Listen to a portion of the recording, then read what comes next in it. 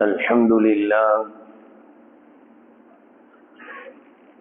لله رب العالمين، والصلاة والسلام على سيدنا محمد وآله وصحبه أجمعين.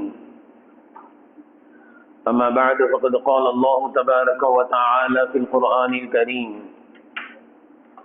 وأطيعوا الله ورسوله ولا تنازعوا فتفشلوا وتذهب ريحكم واصبروا. صدق الله العلي العظيم. السلام عليكم ورحمة الله وبركاته. கணியத்திற்குரிய கனவான்களே, பெரியோர்களே, அல்லாஹ்வின் நல்லடியார்களே, அல்லாஹ்வின் பேரருளால் புனிதமான ரமலான் மாதம் நம்மை நோக்கி வந்து விட்டது. அல்லாஹு தஆலா இந்த ரமலான் மாதத்தை முழுமையாக அடைந்து செய்ய வேண்டிய நற்காரியங்கள் அனைத்தையும் நிறைவாக செய்கின்ற நல்ல வாய்ப்பை அல்லாஹ் நம் அனைவர்களுக்கும் வழங்குவானாக. கணியத்திற்குரியவர்களே, ரமலான் மாதம் என்பது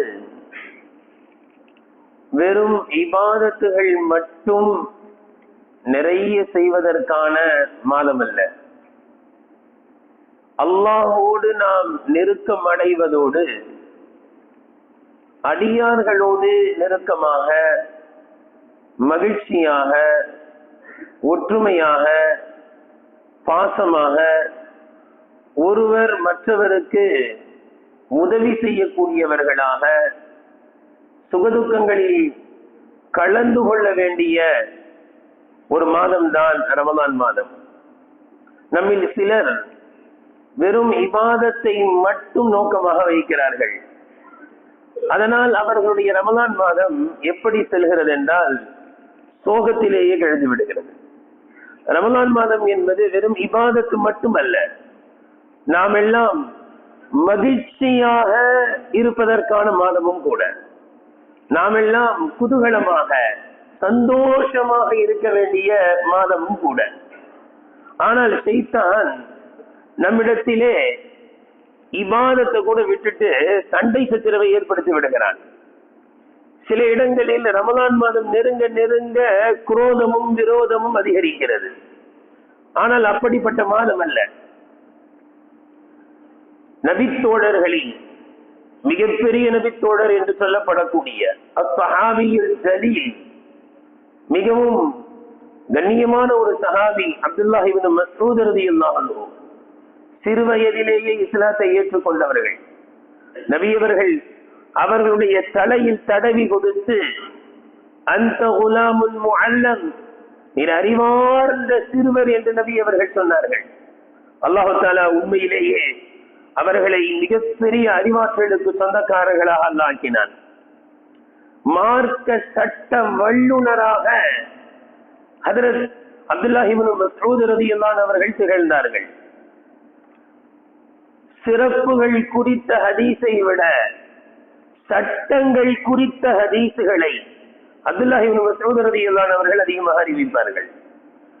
அப்படிப்பட்ட அந்த சஹாபி இடத்தில் கேட்கப்பட்டது, கைஃப குன்தும் தஸ்தக்பிலூன ஷஹ்ர ரமலான், நீங்கள் ரமலான் மாதத்தை எவ்வாறு நீங்கள் வரவேற்பீர்கள்? சஹாபாக்களாகிய நீங்கள் ரமலான் மாதத்தை எவ்வாறு நீங்கள் வரவேற்பீர்கள் என்று கேட்கப்பட்டது. நம்மில் கூட பல இடங்களில் நாம் பார்க்கலாம், ரமலானை வரவேற்கும் நிகழ்ச்சி என்றெல்லாம் தலைப்பிட்டு பயான் நிகழ்ச்சி எல்லாம் நடைபெறுகிறது. ரமலானை எப்படி முன்னோக்குவது, எப்படிப்பட்ட நிலையில் நாம் அந்த ரமலானை எதிர்கொள்வது, ரமலானை எப்படி வரவேற்பது, நீங்கள் எப்படி வரவேற்பீர்கள்? சஹாபாக்களாகிய நீங்கள் அந்த ரமலான் மாதம் வரும் பொழுது நீங்கள் எப்படி இருப்பீர்கள் என்று கேட்கப்பட்ட பொழுது அப்துல்லாஹ் இப்னு மஸ்ஊத் ரலியல்லாஹு அன்ஹு அவர்கள் சொன்ன பதில் மிக ஆச்சரியமானது. அவர்கள் சொன்னார்கள், மா கான அஹதுனா யஜ்ரஉ அன் யஸ்தக்பில ஷஹ்ர ரமலான், وفي قلبه مثقال ذرة حقد على أخيه المسلم. அந்த புனிதமான ரமலான் மாதத்தை நாங்கள் எதிர்கொள்ளுகின்ற, ரமலானை வரவேற்கின்ற தைரியம் எங்களில் யாருக்கும் இருக்காது. எந்த நிலையில் என்றால், எங்களில் ஒரு முஸ்லிமான சகோதரரை பற்றிய விரோதம், குரோதம் எங்களுடைய இதயத்தில் இருக்க ரமலான் மாதத்தை அடைகின்ற தைரியம் எங்களில் யாருக்கும் இருக்காது. நாங்கள் ரமலான் மாதத்தை அடையும் பொழுது எங்களுக்கு மத்தியில் இருக்கின்ற விரோதம், குரோதம் எல்லாம் சென்றுவிடும். ரமலான் மாதத்தை அடையும் பொழுது நான் அவரோட பேசல, இன்னும் நான் இவரோட பேசல, இவருக்கு எனக்கும் அவருக்கு மத்தியில பிரச்சனை இருக்கிறது என்ற நிலையில் ரமலானை அடைகின்ற தைரியம் எங்களுக்கு யாருக்கும் இல்லை. அந்த தைரியம் எங்களுக்கு இல்லை. ரமலான் வருவதற்கு முன்பாகவே நாங்கள் எல்லாம் ஒற்றுமையாக ஆகிவிடுவோம். எங்களுக்கு மத்தியில் எந்த பிரச்சனையும் இல்லாத நிலையில் தான் நாங்கள் ரமலானை அடைவோம். இன்னைக்கு கவலை என்னன்னு சொன்னா, சஹாபாக்கள் பிரச்சனை இல்லாத நிலையில் ரமலானை அடைகிறார்கள். நாம என்ன பண்றோம் அப்படின்னா, ஏதாவது ஒரு பிரச்சனையை தூக்கி வச்சுக்கிட்டு ரமலானை அடைகிறோம். எவ்வளவு பெரிய கவலையான விஷயம். இதனால் என்ன ஏற்படுகிறது தெரியுமா? மகிழ்ச்சியாக இருக்க வேண்டிய இந்த ரமலான் சோகமாக கழிகிறது. ஒருவர் மற்றவரை பார்த்தால் முகமுணர்ச்சியோடு பேச வேண்டிய ரமலான் மாதம் முகத்தை திருப்பி கொண்டு செல்ல வேண்டிய ஒரு சோகமான நிலையில் ரமலான் கழிகிறது. கணியத்திற்குரியவர்களே, சஹாபாக்கள் ரமலானை எவ்வளவு தூய்மையாக ஆக்கி விடுவார்கள் என்றால், கொடுக்கல் வாங்கலை கூட சரி செய்து விடுவார்கள். வியாபாரத்தை எல்லாம் சீராக்கி கொள்வார்கள். ரமலான் வருவதற்கு முன்பாக யாருக்கேனும் கொடுக்க வேண்டிய பணம் இருந்தால் அதை கொடுத்து விடுவார்கள். கொடுக்கிறது மட்டும் இல்ல, சில சமயம் நம்ம என்ன கொடுக்க வேண்டியதை கொடுத்துருவோம், இன்கமிங் வர வேண்டியது வராம இருக்கும். சஹாபாக்களுடைய நடைமுறை எழுதுகிறார்கள். சஹாபாக்கள் எப்படி என்றால், வர வேண்டியதும் வந்துடும், கொடுக்க வேண்டியதையும் கொடுத்து முடித்து விடுவார்கள். தங்களுடைய கொடுக்கல் வாங்கலை எல்லாம் சீர் செய்து கொள்வார்கள். அது மட்டுமல்ல, இன்னொரு ஆச்சரியமான செய்தி என்னவென்றால், ரமலான் மாதம் துவங்குவதற்கு முன்பாகவே தங்களுடைய ஜகாத்துகளை கூட கொடுத்து முடித்து விடுவார்கள். இதுக்கு என்ன காரணம் என்பதை அந்த வரலாற்று கிதாபுகளில் எழுதுகிறார்கள். சஹாபாக்களுடைய ஒரு உயர்தரமான எண்ணம் என்னவென்றால், ரமலான் பிறையை பார்க்கும் பொழுது எந்த ஏழையும் ஏழ்மையில் இருக்கக்கூடாது. ரமலான் பிறையை பார்த்தாச்சு, நாளைக்கு சஹர் உணவுக்கு நான் என்ன செய்வேன், எப்படி கறி வாங்குவேன், என் பிள்ளைங்களுக்கு சஹர் உணவு எப்படி கொடுப்பேன் என்ற நிலை எந்த ஏழைக்கும் இருக்கக்கூடாது. நோம்பு வச்சாச்சு, இஃப்தாருடைய நேரம் வரும்போது எல்லா பிள்ளைகளுக்கும் பேரிச்சம்பழம் வாங்கி தராங்க, பழங்கள் வாங்கி தராங்க, நம்முடைய புழக்கத்தின்படி என்னமோ வாங்குறாங்க. ஆனா என் பிள்ளைக்கு நான் என்ன வாங்கி கொடுப்பேன் என்ற நிலையில் எந்த ஏழையும் இருக்கக்கூடாது. ரமலான் மாதம் துவங்கினால் ஏழையாக இருக்கக்கூடாது என்ற எண்ணம். இதே போன்று நபி ஸல்லல்லாஹு அலைஹி வஸல்லம் அவர்களை பற்றி வருகிறது. ரமலான் மாதம் துவங்குவதற்கு முன்பாகவே சிறையில் இருக்கக்கூடிய கைதிகளை கூட அவர்களை விசாரித்து தண்டனை உண்மையில் கொடுக்க வேண்டும் என்றால் தண்டனையை கொடுத்து வீட்டிற்கு அனுப்பி விடுவார்கள். குற்றமற்றவர் என்றால் அதையும் நிரூபணம் செய்து அவரை வீட்டுக்கு அனுப்பி விடுவார்கள். காரணம், ரமலான் மாதத்தில் எந்த கைதியும் கூட சிறையில் இருக்கக்கூடாது, வீட்டில் இருக்கட்டும், குடும்பத்தோடு இருக்க வேண்டும், மகிழ்ச்சியாக இருக்க வேண்டும் என்பது நபி ஸல்லல்லாஹு அலைஹி வஸல்லம் அவர்களுடைய நோக்கமாக இருந்தது என்று எழுதுகிறார்கள். எனவே கண்ணியத்திற்குரியவர்களே, வரக்கூடிய ரமலான் மாதம் நாம் மகிழ்ச்சியாக இருக்க வேண்டிய மாதம், ஒற்றுமையாக இருக்க வேண்டிய மாதம். இல்லை என்றால் ரமலானில் கிடைக்க வேண்டிய பரக்கத்துகளை நாம் இழந்து விடுவோம். அமல் செய்து விடலாம். அமல் செய்வது, ரமலான் மாதத்தில் அமல் செய்வது அது கடினமான காரியம் அல்ல. ரமலான் மாதத்தில் இபாதத் செய்வது அது கடினமா என்றால் நிச்சயமாக கடினமானது கிடையாது. காரணம் என்ன? இன்னைக்கு யாராவது 20 ரக்காத் தொழு வைக்கிற வந்து நின்று தொழுவுக்கான யாராவது வருவாங்களா? வரமாட்டாங்க. ரமலான் மாதத்தில் 20 ரக்காத் நின்று தொழுவார்கள். காரணம், அனைவர்களும் தொழுகிறார்கள், நானும் தொழுகிறேன். அனைவர்களோடு சேர்ந்து இபாதத் செய்வது அது பெரிய காரியம் அல்ல, அது பெரிய சாதனை அல்ல. ரமலான் மாதத்தில் இபாதத் செய்வது அது மிகப்பெரிய பெருமைக்குரியதாக அதை நாம் சொல்லிக் கொள்ள முடியாது. ஆனால் அந்த ரமலான் மாதம் குரோதமும் விரோதமும் இல்லாத ரமலானாக நம்முடைய ரமலான் மாற வேண்டும். ரமலான் துவங்குவதற்கு முன்பாக யாரிடத்தில் நாம் பேசவில்லையோ அவர்களிடத்தில் பேச வேண்டும். இல்லை என்றால் இபாதத் செஞ்சிடலாம் எல்லாரோட சேர்ந்து. இந்த ரமலானுக்கு என்ற பரக்கத்தை நம்ம அடைய முடியாது. காரணம் என்ன? கண்ணியத்திற்குரியவர்களே, அல்லாஹு தஆலா சொல்கின்றான், அத்தீஉல்லாஹ் வ ரசூலஹு, அல்லாஹ்வுக்கு கட்டுப்படுங்கள், இறை தூதருக்கு கட்டுப்படுங்கள்.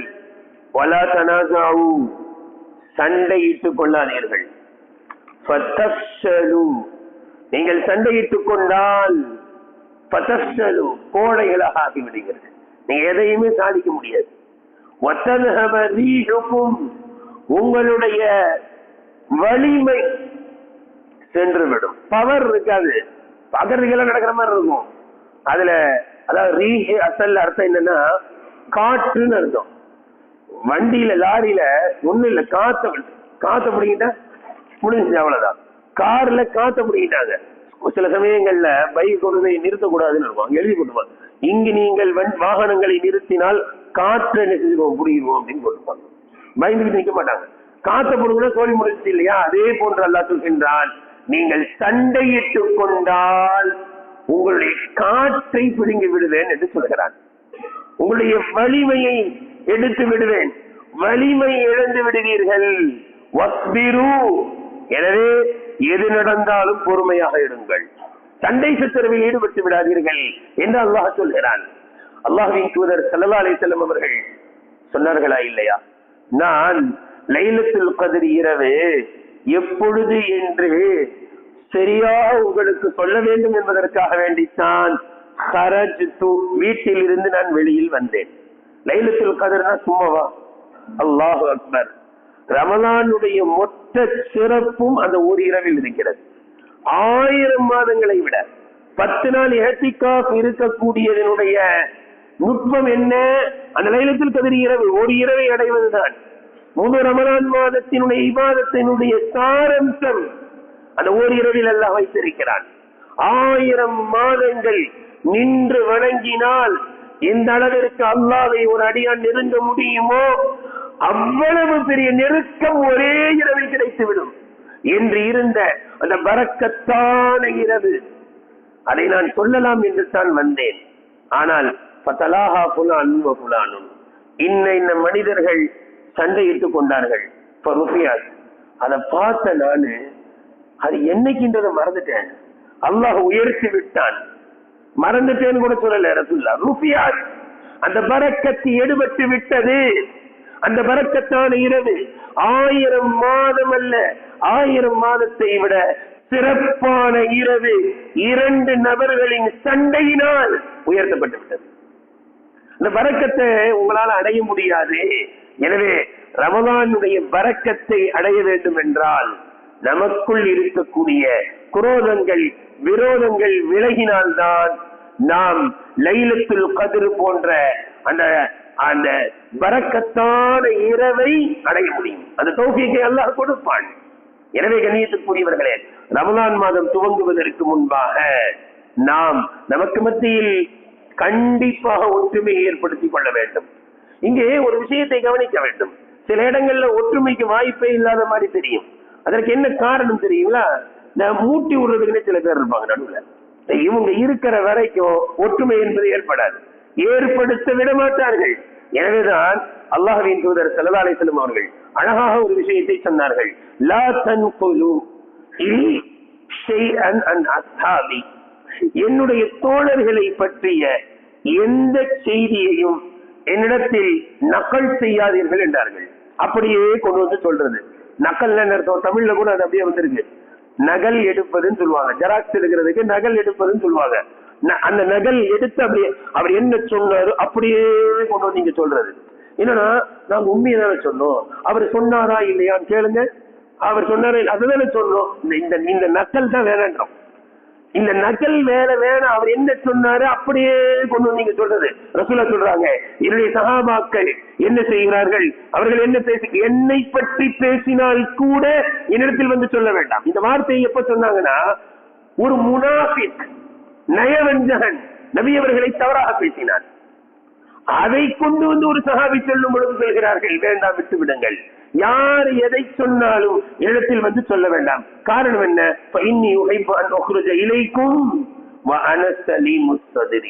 நான் உங்களிடத்தில் வந்து அமரும் பொழுது, உங்களுக்கு மத்தியில் வந்து நான் இருக்கும் பொழுது, உங்களை பற்றிய நல்ல எண்ணம் கொண்டவனாக என்னுடைய இதயத்தில் இவர் இப்படி பேசுறவராச்ச, நம்மளை பத்தி இவர் இப்படி பேசுறவராச்ச என்றெல்லாம் இல்லாமல் நான் சலீமுஸ்ஸத்ர், உள்ளத்தால் மிக தூய்மையானவனாக, யாரை பற்றி விரோதமும் குரோதமும் இல்லாதவனாக உங்களுக்கு மத்தியில் வருவதை நான் ஆசைப்படுகிறேன். எனவே யாரை பற்றியும் எதையும் என்னிடத்தில் நக்கல் செய்ய வேண்டாம். அவர் சொன்னார், நான் சொன்னபடி இருந்துட்டு போகுது. அவர் சொன்னது அப்படியே கொண்டு நீங்க சொல்றது, இந்த வேலையை நீங்கள் யாரும் என்னிடத்தில் வந்து செய்ய வேண்டாம் என்று அல்லாஹ்வின் தூதர் ஸல்லல்லாஹு அலைஹி வஸல்லம் அவர்கள் தடுத்து வைத்திருந்தார்கள். எனவேதான் நபி அவர்களிடத்தில் வந்து யாரும் புறம் பேச மாட்டாங்க. புறம் பேசுவதை நபி அவர்கள் தடுத்தார்கள் அல்லவா? புறம் பேசாதீர்கள் என்று சொன்னார்கள் அல்லவா? புறம் பேசுவதை கேட்டதில்லை நபி அவர்கள். நபி அவர்களிடத்தில் வந்து யாரும் யாரை பற்றியும் புறம் பேசவே மாட்டார்கள், தடுத்து வைத்திருந்தார்கள். எனவே நடுவுல இருக்கிற இந்த நாரதர் வேலைன்னு போங்க, இப்படி இருக்கக்கூடியவர்களை கொஞ்சம் ஒதுக்கி வைக்கணும். கணியத்திற்குரியவர்களே, காலித் ரலியல்லாஹு அன்ஹு, காலித் இப்னு வலீத் ரலியல்லாஹு அன்ஹு அவர்களிடத்தில் ஒரு மனிதர் வந்து, இந்த மனிதர் ஒரு ஆள் பேரை சொல்லி அவர் உங்களை திட்டுகிறார். காலித் இப்னு வலீத் சொன்ன வார்த்தை என்ன தெரியுங்களா? அழகாக சொன்னார்கள், தில்க ஸஹீஃபத்துஹு ஃபல்யம்லஹா பிமா ஷாஅ. அவருடைய ஏடு, அவருடைய ஆமல்நாமா, அவர் எதை நாடுகிறாரோ நிரப்பிக் கொள்ளட்டும். என்னை பற்றி பேசினால் அவர் அவருடைய பதிவேட்டில் அவர் தீமையை நிரப்பிக் கொள்கிறார். எனக்கு என்ன வந்தது? என்னை பற்றி பேசுவதனால் எனக்கு குறை ஏற்பட போவதில்லை. அவர் அவருடைய ஆமல்நாமாவை அவர் நாடியவாறு நிரப்பிக் கொள்ளட்டும் என்று சொல்லிவிட்டார்கள். வஹப் இப்னு முனப்பஹ் ரஹ்மத்துல்லாஹி அலைஹி அவர்களிடத்தில் வந்து இப்படித்தான் ஒருவன் வந்து சொன்னான், உங்களை இவர் இந்த மாதிரி சொல்லிவிட்டாரு, உங்களை இவர் இப்படி சொன்னாரு அப்படின்னு வந்து சொல்ல, வஹப் இப்னு முனப்பஹ் ரஹ்மத்துல்லாஹி அலைஹி சொன்னாங்க, அம்மா வஜதக ஷைத்தானு ரசூலன் கைரக. அந்த தூது செய்தியை கொண்டு வந்து கொடுக்கிறதுக்கு ஷைத்தானுக்கு உன்னை தவிர வேற யாரும் கிடைக்கலையான்னு கேட்டாங்க. தூதுவர அவன் சொன்னா சொல்லிட்டு போறான், அவன் என் காதுல உணர மாதிரியா சொன்னா, அவன் சொன்னான்னு கொண்டு வந்து போஸ்ட்மேன் வேலையை பாக்குறிய, ஷைத்தானுக்கு உன்னை தவிர ஷைத்தானுக்கு வேற ஆள் கிடைக்கலையான்னு விரட்டி விட்டாங்க. நம்மள நினைச்சு உட்காரு அப்படியா சொன்னா அப்படின்னு அவனுக்கு சோத்த கூட அனுப்பிடுவோம். முழுசா டீட்டெயில் கேட்க வேண்டியது. ஏன்? இதனாலதான் விரோதம் துரோகம் வருது. அவர் சொன்னால் சொல்லிவிட்டு போகட்டும். ஷைத்தான் மாதிரி வந்து நீ என்கிட்ட ஏன் சொல்ற? இன்னொரு வருடத்தில் இப்படித்தான் ஒருவர் உங்களை பற்றி இப்படி சொல்கிறார் என்று சொன்ன பொழுது அழகாக சொன்னார்கள், அவர் ஒரு அம்பை என்னை நோக்கி எறிந்தார். அவர் ஒரு அம்பை என்னை நோக்கி எறிந்தார். அது எங்கோ சென்று கொண்டிருந்தது. அது வந்து என் மேலாம் குத்துல எங்கேயோ போய்கிட்டு இருந்த அம்பு குறித்தவரை சென்ற அம்ப போய் புடிச்சிட்டு வந்து நெஞ்சிலேயே குத்துறியலாத. ஏன்னா அவர் இப்படி சொன்னது நமக்கு தெரியாது, நம்ம காதுக்கு வரல. அப்ப மனசு வலிக்குமா? வலிக்காது. ஆனா இந்த மனுஷன் என்ன பண்றான், அவர் அப்படி சொன்னார்னு கொண்டு வந்து சொல்லும் போது இவன செய்து மனசு வலிக்குது. எங்கேயோ போய்கிட்டு இருந்த அம்ப கொண்டு வந்து என் நெஞ்சிலேயே குத்துறையேன்னு கேட்டான். இப்படி சில நபர்கள் இருப்பார்கள். இமாம் ஷாஃபி ரஹ்மத்துல்லாஹி அலைஹி அவர்கள் சொன்னார்கள், உங்களை பற்றி யாராவது ஏதாவது தவறா பேசிட்டு இந்த மாதிரி யாராவது உங்ககிட்ட வந்து சொல்லி உங்களுக்கு மத்தியில சண்டையை ஏற்படுத்திட்டா அந்த நேரத்துல நீங்க என்ன செய்யுங்க, உங்களை பற்றி தவறாகத்தான் பேசினார், அவர் வந்து என்ன செய்யறாரு, தப்பா நினைச்சுக்காதீங்க, மன்னிச்சுக்கிறீங்க, நான் அந்த விதத்துல பேசல அப்படின்னு என்ன செய்யறாரு, சங்கடம் தெரிவிக்கிறார், வருத்தம் தெரிவிக்கிறார். என்றால் அவர் வருத்தம் தெரிவிப்பதை ஏற்றுக்கொள்ளுங்கள் அப்படின்னு சொன்னார். சொல்லிட்டு என்ன சொன்னாங்க, அதோட நிறுத்தல, அழகாக புரிய வைக்கிறார்கள். உங்களை பொறுத்தவரை அவர் வந்து மன்னிப்பு கேட்கிறார் இல்லையா, அப்படி மன்னிப்பு கேட்கும் போது ஏதாவது சொல்றாரு இல்லையா, அத உங்களுடைய சிந்தனையில் பொய் சொல்றான் பேசுறதெல்லாம் பேசிவிட்டு அப்படி நீங்க நினைச்சாலும் சரி, என்ன பேசினாலும் வந்து மன்னிப்பு கேட்டார்ல நல்ல மனுஷன் அப்படின்னு நீங்க நினைச்சாலும் சரி, அவருடைய அந்த தங்கடத்தை, அவர் தெரிவிக்கின்ற வருத்தத்தை ஏற்றுக்கொள்ளுங்கள். ஏன்னா சில சமயங்கள் மன்னிப்பு கேட்டா கூட விட மாட்டாங்க.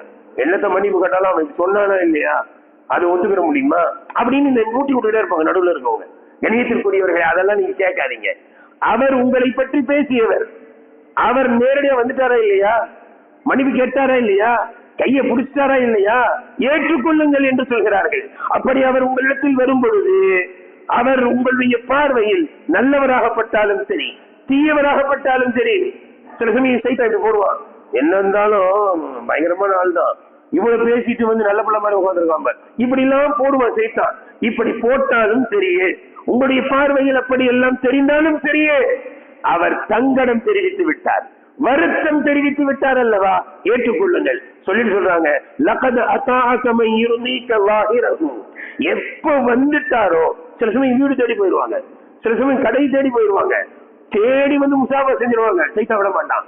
இமாம் ஷாஃபி ரஹ்மத்துல்லாஹி சொல்றாங்க, எப்ப அவரு உங்களை தேடி வந்துட்டாரோ, உங்களை திருப்திப்படுத்தணும்னு தானே நினைச்சாரு, திருப்திப்படுத்தணும்னு நினைக்காட்டி வருவாரா? அவருடைய வெளிரங்கம் உங்களை திருப்திப்படுத்தக்கூடியதாக எப்பொழுது ஆகிவிட்டதோ, லகத் அதாஅகன்றாங்க, அவர் உங்களுக்கு வழிபடக்கூடியவராக ஆகிவிட்டார். விலகிக் கொள்ளுங்கள். நீங்க சொல்றதை கேட்கிறன்ற லெவலுக்கு அவர் வந்துட்டாரு. இதற்கு மேல் நீங்கள் கோபித்துக் கொண்டிருக்காதீர்கள். சொல்லிவிட்டு சொன்னார்கள், வலகத் அஜல்லக மன் யுஸீக முஸ்ததிரன். உனக்கு மறைவாக உங்களுக்கு மாற்றம் செய்பவர் உண்மையில் உங்களை கண்ணியப்படுத்தி விட்டார். நாங்க இந்த வார்த்தையை ரொம்ப கவனிக்கணும், சில டக்குன்னு புரியாது. மறைவாக உங்களுக்கு மாற்றம் செய்பவர். ஏன்னா இந்த இடையில வந்து சொன்னவங்க என்ன சொல்ற, உங்களை பத்தி அப்படி பேசுறாரு இப்படி பேசுறாருன்னு சொன்னாங்க. அப்படி பேசுறதெல்லாம் நமக்கு தெரியுமா? தெரிஞ்சுட்டா? ஆனா இல்ல. இப்ப மறைவில் நம்மை பத்தி தப்பா பேசுறாரு, மறைவில் நமக்கு மாற்றம் செய்கிறார். இமாம் ஷாஃபி ரஹ்மத்துல்லாஹி சொல்றாங்க, மறைவில் உங்களுக்கு மாற்றம் செய்பவர் உண்மையில் திட்டமாக உங்களை கண்ணியப்படுத்தி விட்டார். ஏன்? உங்களுடைய பயம் இருக்குங்க, அதனாலதான் எதிரில் பேசல, அங்க பேசுறாரு. நீங்க தப்பா நினைக்காதீங்க, உங்களுடைய கண்ணியம் அவருடைய உள்ளத்தில் இருக்கிறது. இல்லைன்னு சொன்னா நேருக்கு நேர் திட்டிருப்பாரு, நேருக்கு நேர் சண்டை போட்டிருப்பாரு. அப்ப இடையில எவனாவது வந்து அவர் அப்படி சொன்னாரு இப்படி கேட்காதீங்க. உங்களுடைய கண்ணியம் இருக்கின்ற காரணத்தினால்தான் அவர் மறைவில் அப்படி பேசினார். எனவே அவரோடு நீங்கள் ஒற்றுமையாக இருங்கள் என்று சொல்கிறார்கள். இமாம் ஷாஃபி ரஹ்மத்துல்லாஹி அலைஹி அவரிடத்தில் இன்னொரு முறை சொல்கிறார்கள், என்னை பத்தி தவறா பேசினாங்கன்னு சில பேர் என்கிட்ட வந்து சொன்னாங்க. அப்ப நான் உங்ககிட்ட சொல்லிட்டேன், வந்து மன்னிப்பு கேட்டார்பா அவரு அப்படின்னு நான் சொல்லிட்டேன். ஆனா வந்து சொன்னவங்க என்ன செய்யறாங்க அப்படின்னா, இவ்வளவு கண்ணியமான ஆளா இருக்கீங்க, உங்களை பத்தி இப்படி தப்பு தப்பா பேசுறாங்க, நீங்க பாட்டுக்கு சும்மா இருந்தா என்ன நடக்கும்னா அவங்க சொல்றதெல்லாம் உண்மையா போயிடும். எப்படி பாருங்க, நான் சொல்லிட்டு அவர் வந்து மன்னிப்பு கேட்டாரு அப்படின்னு நான் சொல்றேன். ஆனா அவன் என்ன சொல்றான், நீங்க ரொம்ப கண்ணியமான ஆளு, உங்களை பத்தி தப்பு தப்பா பேசுறாங்க, ஆனா நீங்க அதெல்லாம் கேட்டுக்கிட்டு கம்முன்னு இருந்தீங்கன்னா அது இன்னும் உங்களுக்கு இழுக்கை தரும் என்று என்னிடத்தில் சொன்னான். நான் அவனிடத்தில் சொன்னேன், என்னை பற்றி யாராவது தவறாக பேசி அவரிடத்தில் வந்து மன்னிப்பு கேட்டு விட்டால் தியத்து தப்பி இந்த நாள் ஏற்றினார். எங்களிடத்தில் என்னிடத்தில் தங்கடம் தெரிவிப்பதுதான் அதற்கான குற்றப்பரிகாரம். முடிஞ்சிருச்சு, அவர் வந்து தங்கடம் தெரிவித்து விட்டார் அல்லவா, முடிந்து விட்டது என்று நான் சொல்லி அனுப்பி விட்டேன் என்று சொல்கிறார்கள். எனவே கணியத்திற்குரியவர்களே, ஒற்றுமை என்பதை குலைப்பதற்காக வேண்டி நடுவில் ஏறாது இருப்பாங்க. கணியத்திற்குரியவர்களே, ஹதீஸில் வருகின்றது, புகாரியில் வருகின்றது, லம் யக்திப் மன் நவா பைன இஸ்னைனி லியுஸ்லிஹ.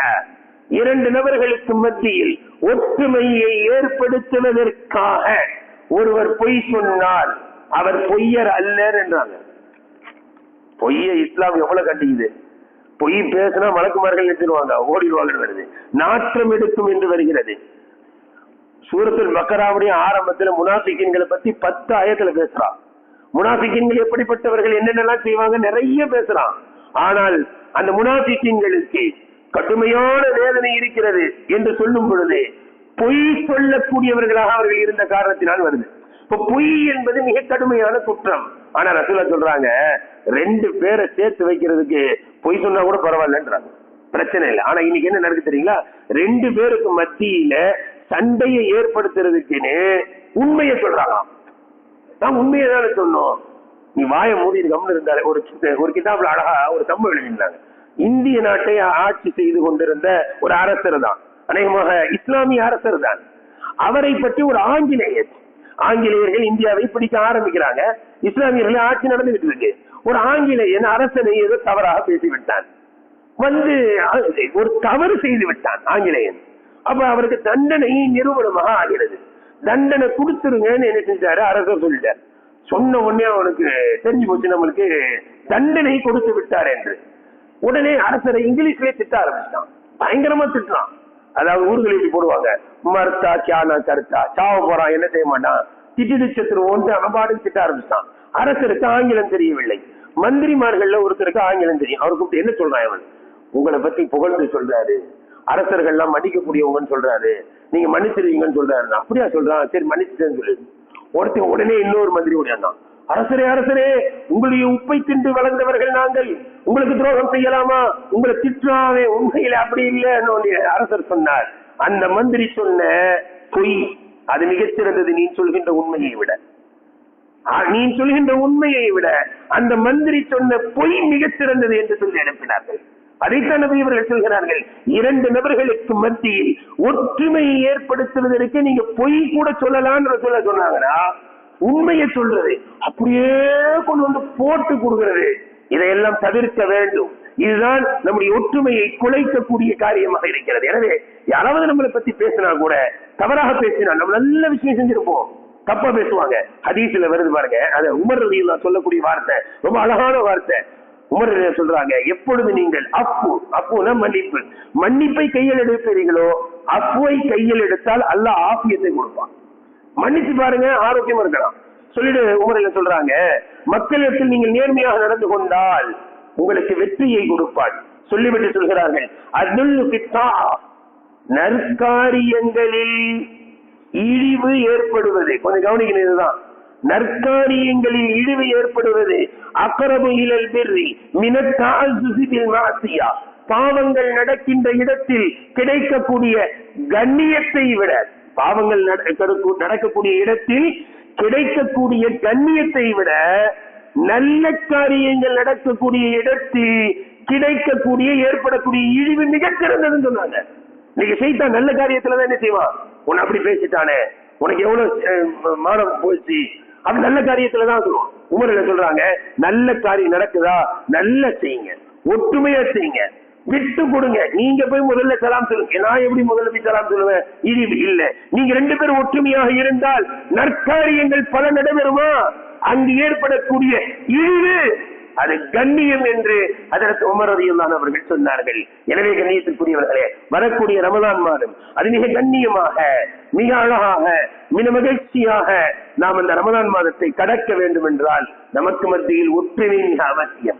அதைத்தான் ஹஜ்ரத் இப்னு மஸ்ஊத் ரலியல்லாஹு அவர்கள் சொன்னார்கள், ரமலானுடைய பிறையை நாங்கள் பார்க்கும் பொழுது எங்களில் யாருடைய உள்ளத்திலும் குரோதம் விரோதம் எதுவும் இருக்காது என்று சொன்னார்கள். ஒரு உருது கவிஞர் மிக அழகாக சொல்கின்றார், फुर्सते जिंदगी कम है मोहब्बतों के लिए, लोग कहां से लाते हैं वक्त निफरतों के लिए. வாழ்க்கை அது மகிழ்ச்சியாக வாழ்வதற்கே குறைவாக இருக்கிறது.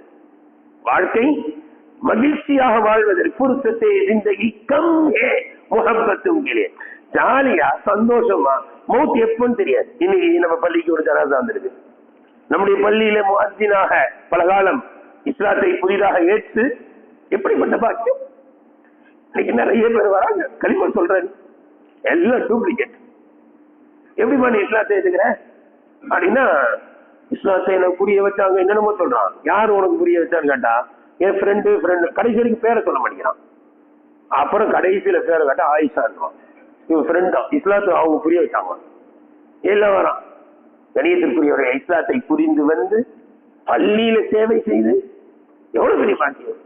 அதே போல இன்றைய காலையில் பட்டாபிராமில் ஒரு ஜனாதா, புதிதாக முஸ்லீமாக 40 வருடமானது. அவர் என்ன நேரடியாக சொன்ன செய்தி, நேரடியாக சொன்னது, நான் 40 வருஷம் ஆச்சு முஸ்லீம் ஆகி ஒரு நாள் கூட தஹஜ்ஜுதை விட்டதில்லை. எப்படிப்பட்டவர்கள் உலகத்தை விட்டு நல்லவர்கள் சென்று கொண்டே இருக்கிறார்கள், நாமும் போகலாம் போறோம். அதான் அழகா சொன்னாரு, எப்ப போக போறோம்னு தெரியாது, சந்தோஷமா இருந்துட்டு போயிடலாம்ல. போன ரமலானில் இருந்தவர்கள் இந்த ரமலானில் இல்லையே. அடுத்து சொல்கிறார், எனவே என்ன செய்யுங்க அப்படின்னா சண்டை போறதுக்கு நேரத்தை எங்கதுமா கொண்டு வரீங்க? இருக்கிற காலம் இவ்வளவு உண்டு, எப்ப இருப்போம் சொல்ல முடியாது. மண்ணில் இருந்து வந்தோம், மண்ணின் மீது வாழ்கிறோம், மண்ணோடு மண்ணாக ஆகிவிடுவோம். இவ்வளவு குறுகிய காலத்தில் நமக்கு மத்தியில் ஏன் பிரச்சனை? யார் எதை சொன்னாலும் சரி, இன்ஷா அல்லாஹ் ரமலானுக்கு முன்பு இன்ஷா அல்லாஹ் உலகத்துல என்கிட்ட பேசாத யாருமே இல்லை. இன்ஷா அல்லாஹ் இல்லாமா? என்னோடு பேசாதவர்கள், எனக்கு அவருக்கு சின்ன பிரச்சனைங்க, எனக்கு அவருக்கு சின்ன மனஸ்தாபங்க என்ற நிலை ரமலானுக்குள் இன்ஷா அல்லாஹ் நாம் எல்லாம் மகிழ்ச்சியாக மாறிவிட வேண்டும். அல்லாஹு தஆலா வருகின்ற ரமலான் மாதத்தை மகிழ்ச்சியாக, ஒருவர் மற்றவர்களுக்கு ஒற்றுமையாக, பாசமாக, அன்பாக கழிக்கக்கூடிய நல்ல தௌஃபீக்கை அல்லாஹ் நம் அனைவர்களுக்கும் வழங்குவானாக. வாஹிரு தஅவானா அல்ஹம்துலில்லாஹி ரப்பில் ஆலமீன்.